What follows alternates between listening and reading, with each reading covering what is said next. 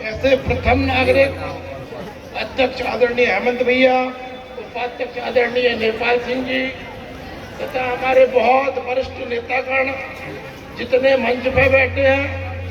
अखिल भैया कह रहे थे कि बाकी के जो लोग नाम लेके ऊपर जाओ, यहाँ जगह बची नहीं है। जितने मंच पे बैठे उससे ज्यादा गणमान्य नागरिक नीचे भी बैठे हैं और दूर दूर तक खड़े भी हैं, सब शामिल हैं। अच्छा, माइक कुछ साथ दे नहीं रहा, संगीतकारों का बड़ा अच्छा साथ दे रहा था, भाषण वालों का नहीं दे रहा है, इसलिए माइक भी नहीं चाह रहा कि ज्यादा लंबा भाषण दिया जाए। बोलो भारत माता की। जब मैं कृष्ण भगवान के जन्म के बारे में सोच रहा था कि कोई ऐसा मंत्र मिल जाए उससे मैं अपना भाषण शुरू कर दूं, तो मेरे को जो मंत्र ध्यान में आया है वो आया है, परित्राणाय साधूनाम विनाशाय दुष्कृताम धर्म संस्थापनार्थाम संभवामि युगे युगे।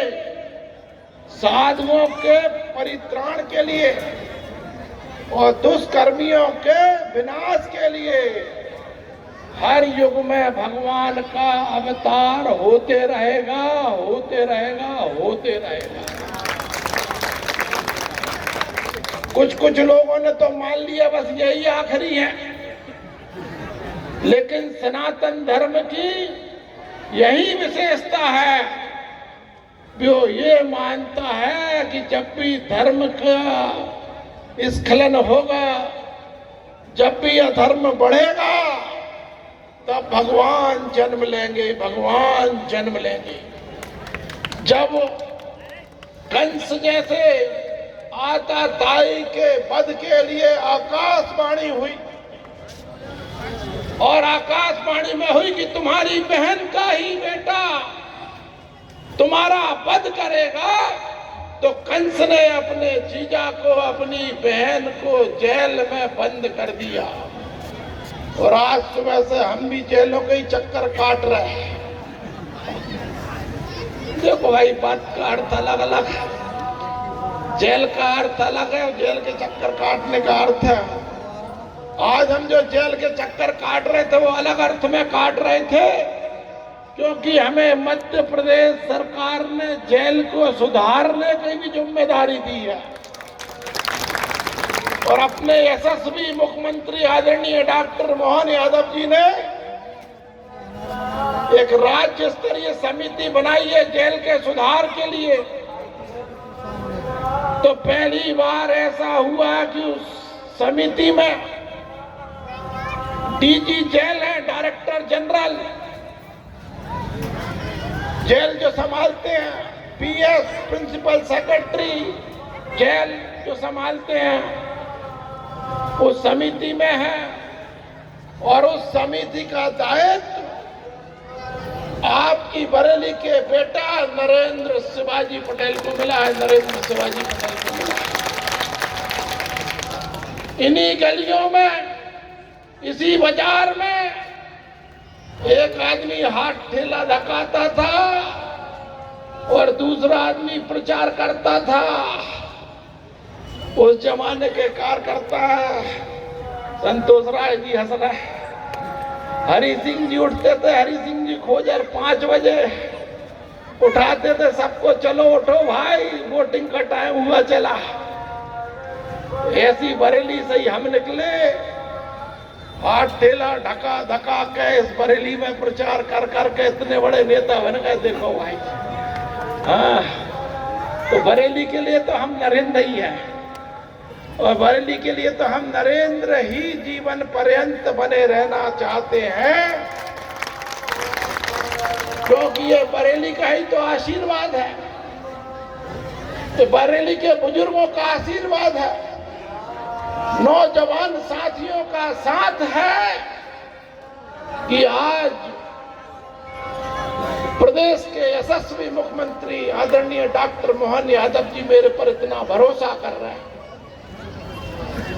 कि जेल जैसी व्यवस्था को सुधारने का दायित्व उन्होंने आपके नगर के बेटे को दिया। आज डॉक्टर मोहन यादव जी ने पूरे मध्य प्रदेश के अंदर कृष्ण जन्मोत्सव को धूमधाम से मनाने का आह्वान किया। हर जगह मनाया जा रहा है कृष्णोत्सव। तो जेल क्यों अछूते रह सकते हैं? क्योंकि जेल में ही तो जन्म हुआ कृष्ण भगवान का। तो हम तो जेलों में यही संदेश दे के आए हैं, कृष्ण भगवान जन्मे थे जेल में, और हम तो सुदामा हैं, देखो भिखारी आदमी है, सच बता रहे हैं। हर 5 साल में आपके झोली फैला के आते हैं। अभी तक पार्टी के लिए मांगे थे, पहली बार खुद के लिए मांगे। आगे भी मांगते रहेंगे, चाहे खुद के लिए मांगे चाहे पार्टी के लिए मांगे। जब तक राजनीतिक जीवन में है तब तक भारतीय जनता पार्टी के लिए वोट तो आपसे मांगते रहेंगे। तो हम तो सुदामा हैं, कृष्ण तो आप सब हो। तो ये सुदामा और कृष्ण की दोस्ती बनी रहे। तो जेल में ऐसा कह के आए थे, तो भाई देखो ऐसा कृष्ण भगवान जेल में तो केवल जन्म ही लिया था, और जन्म लेने के तत्काल बाद कृष्ण भगवान तो चले गए थे यशोदा माँ की गोद में। अरे हिंदू उत्सव समिति के कार्यकर्ता वहां कहा खड़े हो, पाठक जीते जाओ। बहुत से पदाधिकारी वहीं खड़े। अब अध्यक्ष जी बैठे तो हम ऐसे मान लेते कि पूरे पदाधिकारी यहीं बैठे हैं। बोलो भारत माता की, भारत माता की। तो कृष्ण भगवान एक ऐसा अवतार है जिन्होंने इस धरती पर धर्म की स्थापना के लिए स्वयं ने आदि पद किए हैं। तो अर्जुन को भी महाभारत की धर्म क्षेत्र, कुरुक्षेत्र, गीता का ज्ञान दिया था कि जब हम धर्म की तरफ लड़ाई लड़ रहे होते हैं तो धर्म की लड़ाई में सामने कौन है ये विचार नहीं किया जाता। युद्ध भूमि में केवल एक विचार किया जाता है कि हम धर्म की ओर हैं और हम अधर्म से लड़ाई लड़ रहे हैं। मैंने भी जिस दिन से शपथ ली है, विधायक की संस्कृत में मैंने ली थी शपथ, और संस्कृत में अपनी शपथ लेने के 2 उद्देश्य थे। एक तो हमारी पौराणिक भाषा है, हमारी ऐतिहासिक भाषा है। दूसरा ये जो हमारे दिल के करीब जो भाषा हो, उसमें जब हम कोई शपथ लेते हैं, कोई प्रतिज्ञा करते हैं तो उतनी कठोरता से प्रतिज्ञा करते हैं। हमने भी प्रतिज्ञा की है बगैर किसी राग द्वेष के अपने कर्तव्यों का निर्वाह करेंगे। तो मेरे बरेली क्षेत्र के नागरिकों, उदयपुरा के निवासियों, 8-9 महीने हुए ने गारंटी के साथ कहता हूं, अभी तक कोई भी एक भी कार्रवाई राग द्वेष से नहीं करी, राग द्वेष से नहीं करी। और आपसे जो वचन दे के वोट लिया है, आपसे कहा था मैं आया नहीं हूं, नर्मदा मैया ने मुझे बुलाया है। नर्मदा मैया के संरक्षण के लिए, संवर्धन के लिए आपसे वादा किया था, और नर्मदा मैया की रेत पर डाका डालने वालों को बंद करा दिया, डाकुओं को चोर बना दिया। चोर जरूर चोरी कर रहे हैं वे भी, लेकिन डाके डालना तो बंद करा दिया मैंने। और आने वाले समय में चोरी भी नहीं करने दूंगा। थोड़ा सा और इंतजार करो। मैंने तो किसानों की मूंग के भी मैंने कही तुम 20 ग्राम भी ज्यादा क्यों तोलोगे। लोगों ने चलाया कि ये किसानों की 20 ग्राम मूंग बचाने आए हैं। अरे 20 नहीं, तुम 2-2, 3-3 किलो बेईमानी कर रहे थे। तब मैंने ये कहा कि 20 ग्राम भी क्यों तोलोगे। अरे किसान के 20 ग्राम क्यों तोलोगे, तुम 20 ग्राम क्यों नहीं छोड़ते। तो इस भाव से काम कर रहा हूं। बस केवल आपके आशीर्वाद की जरूरत है, आपके विश्वास की जरूरत है। लोग आएंगे, आपको बहकाएंगे, मेरे खिलाफ प्रचार करेंगे, और जैसे नरेंद्र मोदी जी के खिलाफ सारे चोर डाकू एक हो जाते हैं, वैसे ही जो अपने क्षेत्र के चोर डाकू सब नरेंद्र शिवाजी पटेल के खिलाफ होते हैं। भरोसा मत करना उनकी बातों पर। जो भी बात मार्केट में आए जरा उसका परीक्षण कर लेना। एक पत्रकार आए थे, कह लगे जामे इतनो बामे उतना। अरे मैंने कहा भैया मैं मध्य प्रदेश सरकार में मंत्री हूँ, तो आरोप भी लगा तो कम से कम बाघाई तो लगा। पार्षद घाई लगा रहे तुम तो वो मेरी बरेली के पार्षद भी शर्मा जाए आरोप सुनकर। तो ऐसे आरोप मत लगाओ भाई, मंत्री की हैसियत को पहचानो भाई। तो आरोप जरा बड़े बड़े लगाओ। बोलो भारत माता की, भारत माता की। एक दिन हम मंत्रालय में बैठे थे, दो चार बड़े बड़े पत्रकार हमसे मिलने आए, तो हमें इधर उधर का गणित सिखाया। हमने कहा देखो गुरु, हम तो चाहते कि सब बड़े आदमी तुम हमारे दुश्मन बने रहो, सब पत्रकार तुम हमारे बारे में जितना गलत लिख सकते हो, चुनौती के साथ कहता हूं उतना गलत लिखते रहो, और तुमसे मेरी कोई दोस्ती नहीं होगी, दुश्मनी करके रखूंगा। क्योंकि वो कोई कह गए निंदक न्यारे राखिए। जितनी निंदा करोगे, जितने बड़े मेरे दुश्मन होंगे, उतना ईमानदारी के पथ पर चलने के लिए मैं विवश रहूंगा, विवश रहूंगा।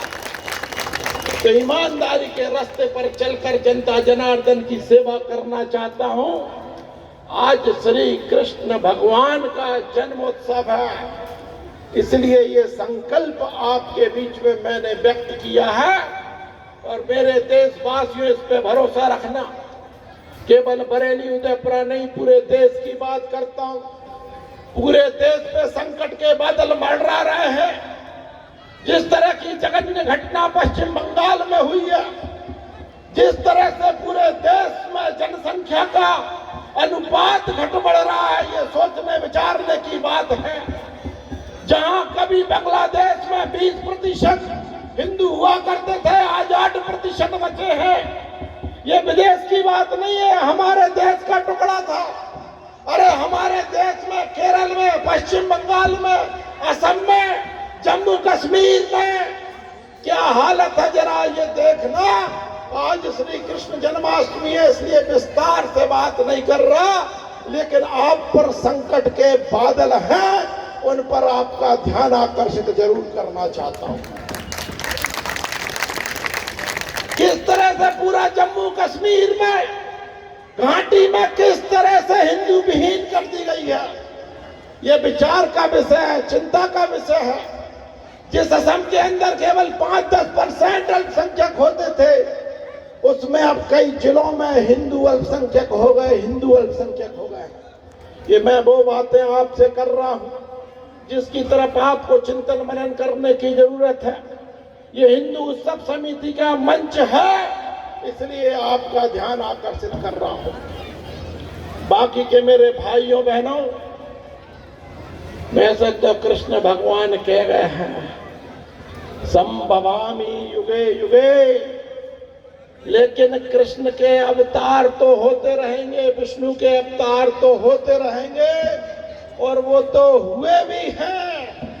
प्रधानमंत्री नरेंद्र मोदी जी जैसे त्यागी तपस्वी प्रधानमंत्री हैं। अरे जब श्री कृष्ण भगवान ने गोवर्धन पर्वत उठाया था, तो सब गौपालकों ने भी, ग्वालों ने भी उसमें हाथ लगाया था। आप सब भी अपनी शक्ति लगा के रखना, गोवर्धन पर्वत के नीचे हम सब सुरक्षित बने रहे। बोलो भारत माता की, भारत माता की।